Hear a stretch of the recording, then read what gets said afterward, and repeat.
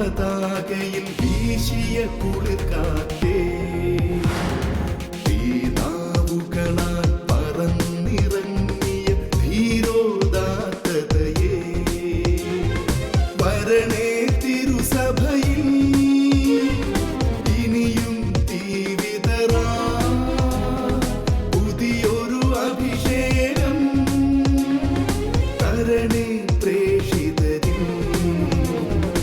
ആദിയുഷസ്സിൻ വിജയ പതാകയിൽ വീശിയ കുളിർക്കാറ്റേ, തീനാവുകളാൽ പറന്നിറങ്ങിയ ധീരോദാത്തതയേ, വരണേ തിരുസഭയിൽ ഇനിയും തീവിതറാ പുതിയൊരു അഭിഷേകം തരണേ പ്രേഷിതരിൽ.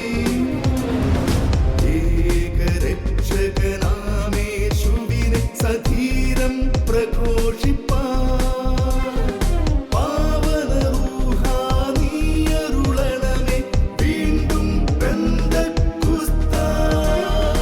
അത്ഭുതങ്ങൾ അടയാളങ്ങൾ ഇന്നും സാക്ഷ്യം നൽകാൻ ദൈവപിതാവേ നീ പകരണമേ വീണ്ടും പെന്തക്കുസ്താ, വീണ്ടും പെന്തക്കുസ്താ.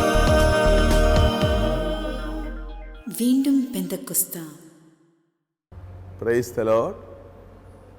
പരിശുദ്ധാത്മാവ് നമ്മിൽ വസിക്കുന്നതിൻ്റെയും പ്രവർത്തിക്കുന്നതിൻ്റെയും മറ്റൊരു ലക്ഷ്യം നമ്മെ ആത്മീയ മനുഷ്യരാക്കി മാറ്റുക എന്നതാണ്. എല്ലാ മനുഷ്യരും പാപത്തിൻ്റെ ഫലമായി ജഡികരാണ്. റോമാലേഖനം 7-ാം അധ്യായത്തിൻ്റെ 14-ാം വചനത്തിൽ വിശുദ്ധ പൗലോസ് പോലും സമ്മതിച്ചേറ്റു പറയുന്നുണ്ട്, ഞാൻ പാപത്തിന് അടിമയായി വിൽക്കപ്പെട്ട ജഡികനാണ്. ആ അവസ്ഥയിൽ നാം ജീവിച്ചാൽ നാശമായിരിക്കും നമുക്ക് ലഭിക്കുന്നതെന്ന് റോമ 8-ാം അധ്യായം 13-ാം വാക്യത്തിൽ അപ്പസ്തലൻ ഓർമ്മിപ്പിക്കുന്നു. ജഡികരായി ജീവിക്കുന്നെങ്കിൽ നിങ്ങൾ തീർച്ചയായും മരിക്കും. ആകയാൽ ജഡികരായി ജീവിക്കുന്ന അവസ്ഥയിൽ നിന്ന് ആത്മീയരായി ജീവിക്കുന്ന അവസ്ഥയിലേക്ക് നാം രൂപാന്തരപ്പെടേണ്ടിയിരിക്കുന്നു. ഇത് മനുഷ്യൻ്റെ കഴിവിൻ്റെ പരിധിയിൽപ്പെട്ടതല്ല. ദൈവത്തിൻ്റെ പരിശുദ്ധാത്മാവാണ് ഈ അത്ഭുത പ്രവൃത്തി മനുഷ്യരിൽ നിർവഹിക്കുന്നത്. അതുകൊണ്ട് റോമ 8-ന്റെ 13-ാം വാക്യത്തിൻ്റെ തുടർച്ചയായി ഇങ്ങനെ എഴുതപ്പെട്ടിരിക്കുകയാണ്, എന്നാൽ ശരീരത്തിൻ്റെ പ്രവണതകളെ ആത്മാവാൽ നിഹനിക്കുന്നെങ്കിൽ നിങ്ങൾ ജീവിക്കും. ശരീരത്തിൻ്റെ മോഹങ്ങളെയും ആഗ്രഹങ്ങളെയും ചായ്വുകളെയും പ്രവണതകളെയും നിഹനിക്കാൻ പരിശുദ്ധാത്മാവിന് ശക്തിയുണ്ട്, കഴിവുണ്ട്.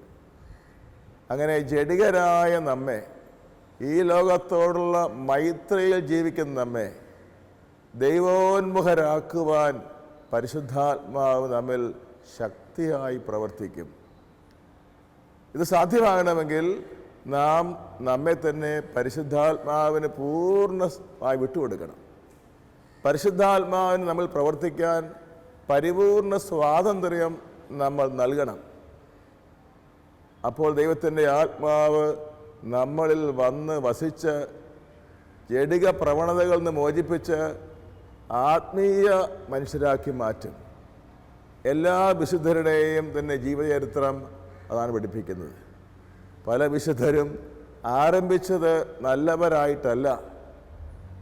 അധപ്പതിച്ചു പോയ അഗസ്തീനോസും മഗ്ദലേന മറിയവുമെല്ലാം നല്ല ഉദാഹരണങ്ങളാണ്. എന്നാൽ പരിശുദ്ധാത്മാവിന് പ്രവർത്തിക്കുവാൻ അവർ തങ്ങളെ തന്നെ പൂർണ്ണമായി വിട്ടുകൊടുത്തതോടെ അധപ്പതിച്ച് അങ്ങേയറ്റം പറ്റി അവരെ പരിശുദ്ധാത്മാവ് വിശുദ്ധരുടെ പട്ടികയിൽ തന്നെ ഏറ്റവും ഉയർന്നവരാക്കി രൂപാന്തരപ്പെടുത്തി. നമുക്കും പരിശുദ്ധാത്മാവിനോട് പറയാം, പരിശുദ്ധാത്മാവേ, അനേക ജഡിക പ്രവണതകൾ ഉള്ള എന്നെ അവിടുന്ന് സ്വീകരിച്ച്, അവിടുന്ന് എന്നിൽ ആവസിച്ച്, അവിടുന്ന് എന്നിൽ പ്രവർത്തിച്ച് എന്നെ ഒരാത്മീയ മനുഷ്യനാക്കി രൂപാന്തരപ്പെടുത്തുമേ. നമുക്ക് പ്രാർത്ഥിക്കാം. Praise the Lord. വീണ്ടും പെന്തക്കോസ്താ. പരിശുദ്ധാത്മാവേ, എഴുന്നള്ളി വരണമേ. അങ്ങേ ഇഷ്ടദാസിയായ പരിശുദ്ധ മറിയത്തിൻ്റെ ശക്തമായ മാധ്യസ്ഥതയാൽ തിരുസഭയിലേക്ക് അഗ്നിനാവുകളായി വീണ്ടും വന്നു നിറയണമേ. കർത്താവിൻ്റെ രണ്ടാം വരവിനായി ലോകത്തെ ഒരുക്കുവാൻ സഭയെ ബലപ്പെടുത്തിയാലും അങ്ങ് എല്ലാം കാണുന്നുണ്ടെന്ന ദൈവഭയത്താൽ ഞങ്ങളെ നിറയ്ക്കണമേ. സഭാമക്കളായ ഞങ്ങളെല്ലാവരും എന്നും കർത്താവിൻ്റെ മഹത്വത്തിനായി അധ്വാനിക്കുവാൻ കൃപ നൽകണമേ. ആമേൻ.